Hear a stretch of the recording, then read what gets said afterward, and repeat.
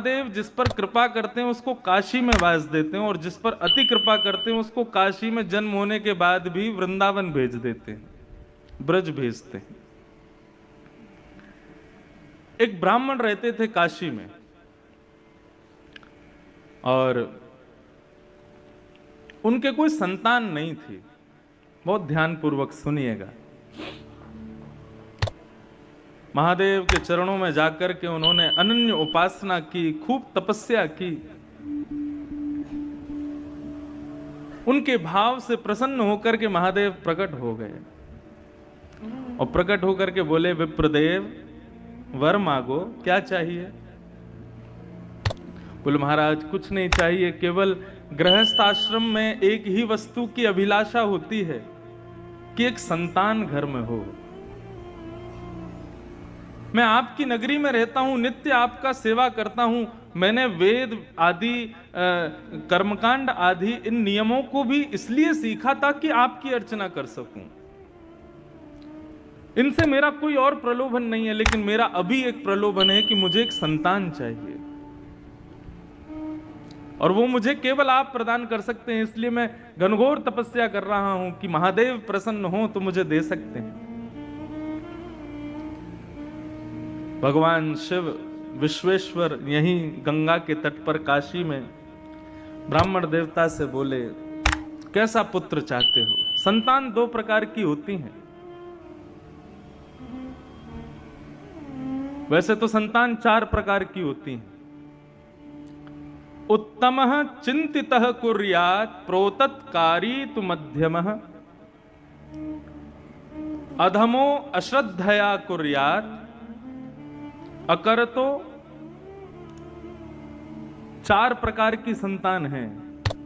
प्रथम संतान उत्तमः चिंतितः कुर्यात्।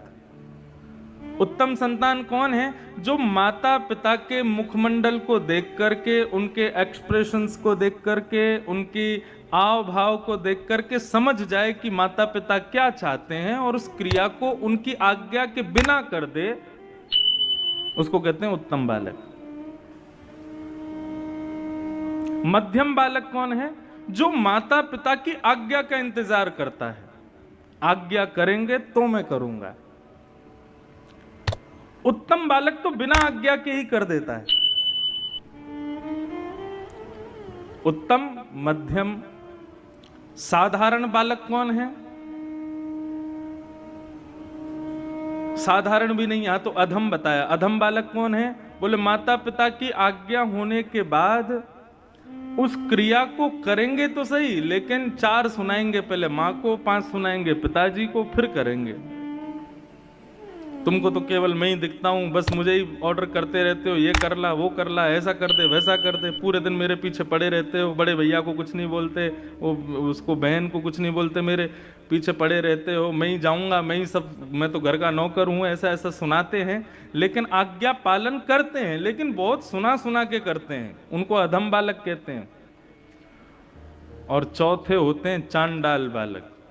चांडाल बालक कौन है? चांडाल संतान कौन है? बोले, जो आज्ञा का पालन करते ही नहीं। मणिकर्णिका घाट के बगल में एक मंदिर है जो कि आधा टेढ़ा है। जब ये मंदिर का निर्माण हुआ तो यहाँ के निर्माण कराने वालों ने ब्राह्मणों से कहा कि संकल्प करो। और संकल्प में क्या संकल्प करो? कि इस मंदिर को बनवाने वाला मैं मातृ ऋण से उऋण हो जाऊं, अपने मातृपितृ ऋण से उऋण हो जाऊं। ब्राह्मण देवता जैसे ही संकल्प का जल हाथ में दिया, इतने में ही मंदिर धस गया, और संकेत कर दिया उस मंदिर ने कि पूरे विश्व के ऋण से उऋण हो जाओगे, लेकिन मातृ ऋण से कभी उऋण नहीं हो पाओगे। अपने माता पिता के ऋण से, उन्होंने जो तुम्हारे लिए किया है उसका ऋण तुम इस जन्म में कभी नहीं चुका पाओगे। उसका प्रतीक है काशी, और काशी के मणिकर्णिका का वो मंदिर हम नित्य दर्शन करते हैं। जब आते हैं तो नाव में से वो टेढ़ा सा मंदिर दिखाई देता है। तो उत्तम बालक कौन है? जो माता पिता के आज्ञा से पहले ही पहचान जाए कि क्या करना है। महादेव ने ब्राह्मण से कहा, कैसा बालक चाहिए तुमको? कुपुत्र चाहिए कि सुपुत्र चाहिए? ब्राह्मण ने कहा दोनों की डेफिनेशन बताओ, कुपुत्र किसे कहते हैं, सुपुत्र किसे कहते हैं? बोले कुपुत्र जो बहुत दुख दे और सुपुत्र जो बहुत सुख दे। ब्राह्मण देवता बोला फिर तो सुपुत्र ही चाहिए हमको, दुख देने वाला बालक क्यों मांगेंगे? महादेव विश्वेश्वर कहने लगे लेकिन एक नियम लागू होगा। क्या? कुपुत्र मांगोगे तो उसकी आयु बड़ी लंबी होगी, लेकिन सुपुत्र मांगोगे तो बहुत जल्दी मर जाएगा, 5 साल की आयु रहेगी बस उसकी। बताओ क्या चाहिए, कुपुत्र चाहिए कि सुपुत्र चाहिए? ब्राह्मण देवता बोला ये तो आप गेम खेल गए मेरे साथ, संतान भी दे रहे हो और ऊपर से अपने नियम भी लगा रहे हो, और उसमें भी ऐसा नियम लगाया है कि मैं कहां जाऊं। अगर पुत्र मांगूं लंबी आयु वाला तो वो दुख देगा, तो ऐसे ऐसे पुत्र का फायदा क्या, और सुपुत्र मांगूं तो फिर 5 साल के लिए ही मिलेगा। ये तो महादेव आपने मेरे को फंसा दिया, उलझा दिया मेरी बातों में। महादेव बोले समय नहीं है, अन्नपूर्णा बुला रही हैं, जल्दी करो। तो बोले प्रभु लंबे दुख से अच्छा तो क्षण भर का सुख है, तो आप कृपा करो सुपुत्र बालक दो। मैं ठीक है 5 साल ही सही, उस सुख तो पाऊंगा, संतान दो। विश्वेश्वर ने आशीर्वाद दिया और इसी काशी की नगरी में उस विप्र देवता के यहाँ एक तेजस्वी ओजस्वी बिल्कुल भगवान शिव कैसे हैं, मैं नित्य अपने मंगलाचरण में यहाँ एक श्लोक बोलता हूं, उसमें महादेव का स्वरूप के वर्णन है। ध्याये नित्यम महेशम रजत गिरिनिभम चारु चंद्रावतंशम। शंकर जी का स्वरूप कैसा है? देखो बंधुओं, भगवत तत्व जो है ना, ये देखने का विषय नहीं है। लोग कहते हैं आपने भगवान को देखा, अरे हम अपनी आंखों से अपनी खुद की नाक नहीं देख सकते जब तक शीशा आगे ना हो। आंखों के कितनी पास होती है नाक, देख सकते हो? अपना खुद का चेहरा नहीं देख सकते हम अपनी ही आंखों से, हम उस ईश्वर को देखने की बात करते हैं। ईश्वर देखने का विषय नहीं है, ईश्वर अनुभव का विषय है। प्रेम करने का विषय नहीं है, प्रेम अनुभव का विषय है। आनंद प्राप्त करने का विषय नहीं है, आनंद अनुभव का विषय है। और जो अनुभव का विषय होता है ना, उसका कभी वर्णन नहीं किया जा सकता। जो आपने देख लिया, जो आपने छू लिया, उसका आप वर्णन कर सकते हो, लेकिन जिसको आपने अनुभव किया है उसका आप वर्णन नहीं कर सकते। और श्री नारद जी नारद भक्ति सूत्र में कहते हैं, बोले प्रेम क्या है? बोले प्रेम स्वरूपम अवर्णनीयम। जिसका कोई वर्णन ना कर सके वही प्रेम है। आपने जिसका बखान कर दिया, जिसका वर्णन कर दिया, वो सब कुछ हो जाएगा, लेकिन प्रेम नहीं हो सकता, वो आनंद नहीं हो सकता, वो भगवान नहीं हो सकते।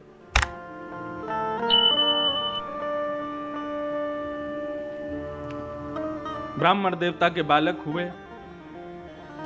अब ज्यों-ज्यों बालक बड़ा होता जावे, ब्राह्मण की चिंता बढ़ती जावे। बालक इतना सुंदर, शिव जैसा। शिव कैसे हैं? बोले जैसे चांदी का कोई पहाड़ हो, ऐसे चमकते हैं महादेव। यदि कभी प्रकट हो जाए तो ऐसे दिखेंगे, बिल्कुल शिव जैसा वो बालक। उसकी क्रियाएं, उसकी मुस्कान, उसकी अलकावली, उसका मुखमंडल, सबको देख करके सुख लगता है। लेकिन पिता नित्य चिंता करते हैं कि ऐसे बालक का क्या फायदा, 5 साल बाद तो चले जाना है।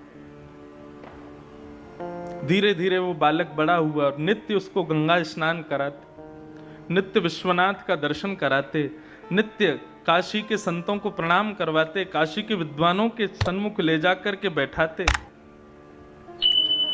उस बालक की ऐसी स्थिति हो गई, वो सबको प्रणाम करता था। एक बार जब उसकी आयु 4 वर्ष की हो गई, 1 साल की आयु रह गई, तो उस बालक को लेकर के उसके पिता एक संत के पास गए और रोते हुए अपना दुख दर्द बताया। बोले महाराज, महादेव ने मुझे ये दिया है, लेकिन इसकी आयु केवल 5 साल की है और ये 4 साल का हो गया, मैं इसके बिना रह नहीं पाऊंगा। आप कैसे भी इसको जीवित रखो, इसकी आयु बढ़ाओ। आप संतों में ताकत है, आप चाहो तो महादेव को कह सकते हो मेरा भाव। संतों ने एक ही आज्ञा की, बोले यदि तुम चाहते हो ये बालक जीवित रहे तो इस पर संतों की इतनी कृपा हो जाए, इतनी कृपा हो जाए कि उस कृपा को महादेव चाहते हुए भी कभी नष्ट ना कर पाए। और वो कब होगा? बोले खंबायु यज्ञम सलिलम महिम च, आंखों के आगे दिखने वाली हर वस्तु को इससे प्रणाम करवाओ। प्रणमे दंडवत, दंडवत प्रणाम करवाओ। प्रणाम में बड़ी ताकत। आजकल लोग प्रणाम करना नहीं जानते, इसीलिए मैं सबसे प्रार्थना करता हूं, मुझे प्रणाम मत किया करो, दूर से हाथ जोड़ा करो। प्रणाम का अर्थ क्या होता है? नमन। नमन माने अपने मन को सामने वाले के चरणों में अर्पित करना। लेकिन हमारे यहां भारतीयों में ऐसी प्रथा बन गई है कि बिना छुए तो प्रणाम मानेंगे ही नहीं। माताएं बहनों को मैं कहता हूं मत किया करो, आप दूर से करो, लेकिन नहीं मानते। यहां तो चलो फिर भी इतनी संख्या में लोग नहीं है, कई जगह तो इतनी भीड़ होती है कि महाराज धोती बचानी पड़ जाती है कि गाड़ी में बैठ तो जाऊं सही सलामत। प्रणाम में बड़ी ताकत है, लेकिन प्रणाम शरीर से नहीं होता है, प्रणाम मन से होता है, हृदय से होता है। हमारे पूज्य पिताजी महाराज अपनी कथा में कहते हैं, जिसको देख करके आंखें झुक जाएं, सर थोड़ा नीचे हो जाए और मन में भाव उसके प्रति आदर का भाव प्रकट हो जाए, ये 3 क्रिया ही प्रणाम कहलाती है। और तुम आंखों में टकटकी लगा के देख रहे हो, सीना चढ़ा के खड़े हो, उसके आते ही नीचे झुक के प्रणाम करो, वो प्रणाम थोड़ा ही है। प्रणाम तो हृदय से होता है। संत ने आज्ञा की कि इस बालक को सबको प्रणाम करवाओ। अब तो वो बालक सबको प्रणाम करता, घर के बाहर दहली पे बैठा रहता और गली से जो निकलता, जीव जंतु आदमी कोई भी हो, सबको प्रणाम करता। एक दिन आया और उस गली में महादेव के प्रथम 7 शिष्य, सप्त ऋषि पधारे। ये सप्त ऋषि कौन हैं? भगवान शिव के पहले 7 शिष्य हैं। सप्त ऋषि पधारे। जैसे ही सप्त ऋषियों को उस बालक ने प्रणाम किया, सप्त ऋषियों ने आशीर्वाद दिया, चिरंजीवी भव। सप्त ऋषि हैं, महादेव के शिष्य हैं। ब्रह्म वाक्यम जनार्दनम, ब्राह्मण की वाणी जनार्दन की वाणी होती है। और मैंने ऐसा सुना है कि ब्राह्मण की वाणी को भगवान भी नहीं काट सकते। अब मेरे बालक की जिम्मेवारी आपकी है, 5 साल का ये हो जाए, इसका यदि बाल बाका हुआ तो पूरे नगर में ढिंडोरा पीटूंगा कि ब्राह्मणों की, ऋषियों की बात मत मानना, ये झूठ बोलते हैं।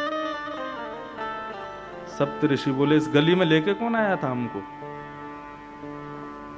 आपस में सब चर्चा करने लगे, बोले क्या करें, बड़े फंसे यहां तो। ब्राह्मण ने अपने बालक का हाथ ऋषियों के हाथ में दिया, बोले अब इसकी रक्षा आप करो, जब 6 साल का हो जाएगा तब लूंगा वापस। 5 साल में एक वर्ष चिंता में नहीं रह सकता, अब आप इसको संभालो। सप्त ऋषि उस बालक को लेकर के बैठ गए, बोले क्या करें, महादेव से तो आर्ग्यूमेंट कर नहीं सकते, हमारे गुरु हैं। शिष्य को चाहिए कि गुरु से कभी कुछ इस प्रकार का वाद संवाद ना करे। तब ऋषियों ने विचार किया, बोले सृष्टि के रचयिता ब्रह्मा हैं, ब्रह्मा के पास चलो, वही कुछ कर सकते हैं। ब्रह्मा के पास उस बालक को लेकर के गए और जाकर के जैसे ही सप्त ऋषियों ने प्रणाम किया, सप्त ऋषियों के प्रणाम के बाद उस बालक ने प्रणाम किया। और प्रणाम में तो वो इतना निपुण था, लेट करके बिल्कुल दंडवत, डंडे की तरह सीधा होकर के बिल्कुल प्रणाम करता, फिर उठ करके फिर खड़ा होकर के फिर दोबारा प्रणाम करता, फिर उठ करके फिर खड़ा होकर फिर दोबारा प्रणाम। उसके प्रणाम को देख करके ब्रह्मा जी इतने मोहित हो गए, इतना छोटा सा बालक 4 वर्ष का क्या अद्भुत प्रणाम कर रहा है। महादेव ब्रह्मा जी ने उसको आशीर्वाद दिया, चिरंजीवी भव, चिरंजीवी भव, चिरंजीवी भव। सप्त ऋषि बोले हमारी बला कटी, अब इनकी जिम्मेवारी है। हंसने लगे सप्त ऋषि। ब्रह्मा जी कहने लगे, बोले भैया हंस क्यों रहे हो? बोले काशी के एक ब्राह्मण का बालक है ये, और साक्षात देवादिदेव विश्वनाथ प्रभु ने ये बालक प्रदान किया है, और ये कह करके दिया है कि ये केवल 5 साल जिएगा। 4 साल का हो गया, इसका अंतिम वर्ष चल रहा है। हमने इसको चिरंजीवी भव का आशीर्वाद दिया, तो उसके पिता ने हमको ये बात बताई, हमने ला करके इस बालक को आपसे प्रणाम करा दिया।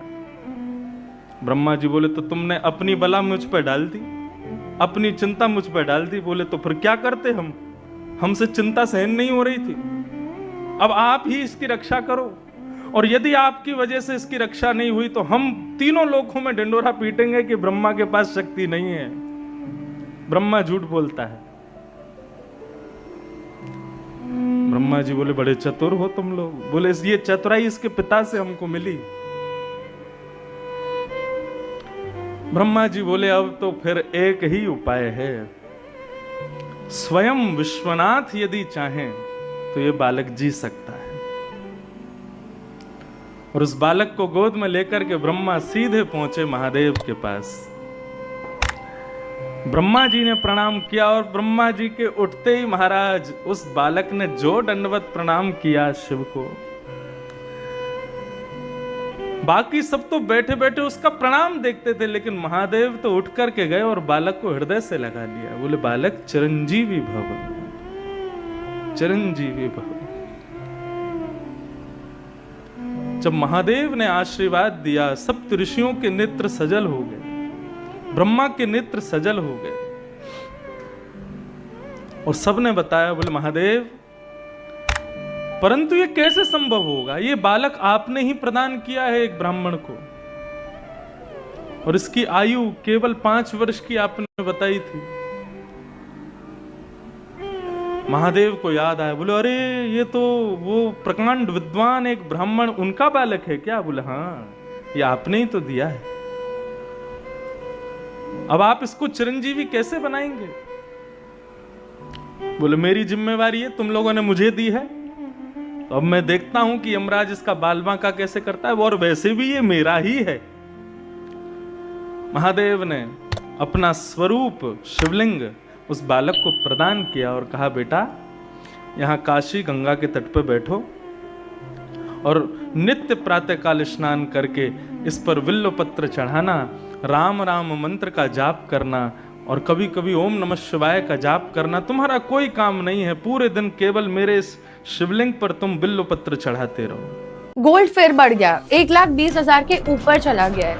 अब लग रहा होगा कि पहले ही ले लेना चाहिए था, लेकिन आप वो बालक नित्य विश्वनाथ की आज्ञा से उस शिवलिंग की पूजा करने लगा। 5 वर्ष जैसे ही पूर्ण हुए, 5 साल का वो बालक जैसे ही हुआ, यमराज प्रकट हो गए, अपनी तलवार से उस बालक के सर में प्रहार करने वाले थे। इतने में ही महादेव का त्रिशूल सामने आ गया और आकर के महादेव ने कहा क्या कर रहे हो? बोले प्रभु इस बालक का जीवन आज पूर्ण होने वाला है, इसको लेने आया हूं।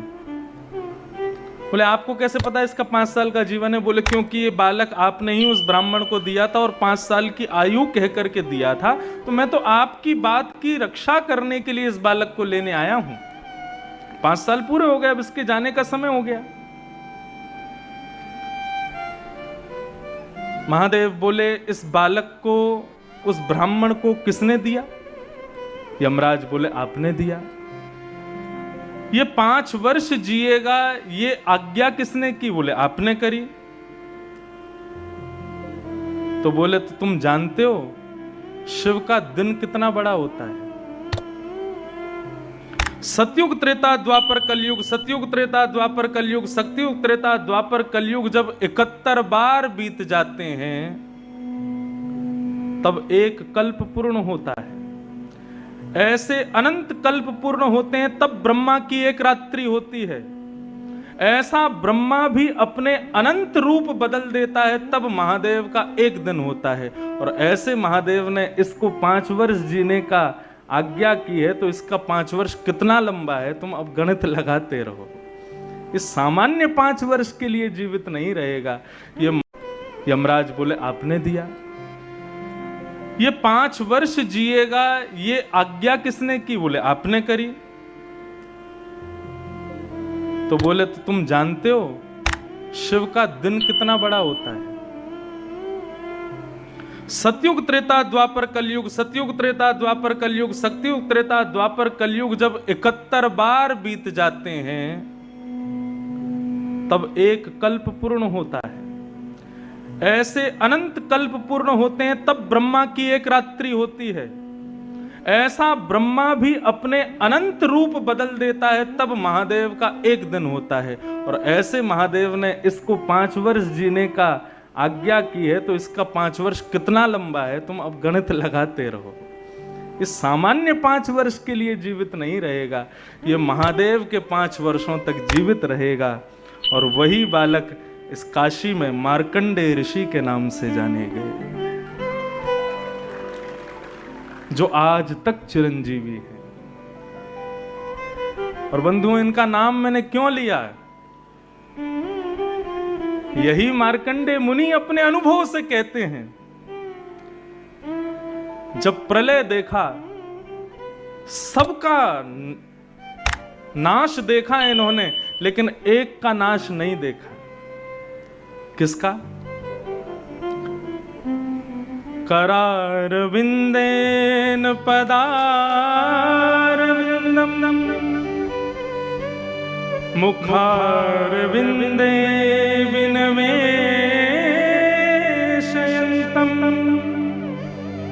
वटस्य पत्रस्य पुटे शयानम् वालं मुकुन्दं मनसा स्मरामि।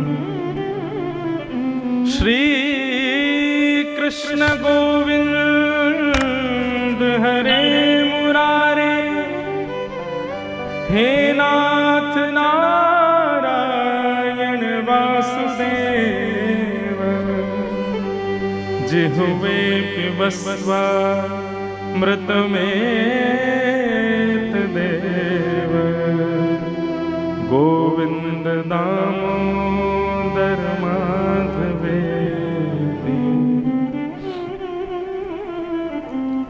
ये बात मैं इसलिए कह रहा था कि मार्कंडेय ऋषि को इतनी लंबी आयु भगवान ने दी, महादेव ने दी, विश्वनाथ ने दी। किसके लिए दी? ताकि वो हमारे कन्हैया के आश्रित हो जाएं, ताकि वो हमारे बाल मुकुंद का दर्शन करें। कैसा दर्शन किया? मार्कंडेय मुनि ने तपस्या की और तपस्या करके भगवान से प्रार्थना की, मैं प्रलय देखना चाहता हूं, प्रलय कैसी होगी। भागवत के 11 स्कंद में, 12 स्कंद में प्रलय का दर्शन आता है मार्कंडेय मुनि का। और जब भगवान ने मार्कंडेय ऋषि को प्रलय का दर्शन कराया, सब कुछ जल निमग्न हो गया। तभी वो देखते हैं कि एक बट का पत्ता तैरता हुआ आ रहा है। मार्कंडेय मुनि ने ऊपर चढ़कर के जैसे ही देखा तो क्या देखा? करार विंदे, अपने हाथों से, करार विंदेन पदार विंदम, अपने हाथ, दोनों हाथों से अपने एक पैर को पकड़ करके, मुखार विंदे विनवेशयंतम, अपने चरण के एक अंगूठे को एक नन्हा सा बालक पी रहा है। करार विंदेन पदार विंदम मुखार विंदे विनवेशयंतम वटस्य पत्रस्य पुटे शयानम बालम मुकुंदम मनसा स्मरामि। सबका प्रलय हो गया, नन्हे से हमारे गोपाल जी का प्रलय नहीं हुआ। ये दर्शन मार्कंडेय ऋषि ने किया। भगवान अपने पैर का अंगूठा क्यों पीते हैं? ठाकुर जी कहते हैं पूरा विश्व इसको पीता है। इनको धो धो के ये क्या है? ये ठाकुर जी के अंगूठे का जली ही तो है। आज हमारे वेद पंडित जी बहुत बढ़िया बात बता रहे थे। बोले कि देखो महाराज जी, गंगा जल को सब लोग मुख से लेते हैं, सिर से लगाते हैं, स्नान करते हैं, लेकिन महादेव, बोले महादेव तो गंगा जी को ही मुकुट बना के पहनते हैं, अपने सिर पर ही धारण करते हैं। बोले श्री नारायण के चरणामृत उसको नीचे भी नहीं आने देते, अपनी जटाओं में बांध करके रखते हैं। सबके अलग अलग सुंदर सुंदर मुकुट हैं, किसी का स्वर्ण का मुकुट है, किसी का पद्मराग का मुकुट है, किसी के अन्य अन्य धातुओं के मुकुट हैं, लेकिन महादेव का मुकुट क्या है? बोले गंगा ही उनका मुकुट है, श्री कृष्ण चरणामृत ही उनका मुकुट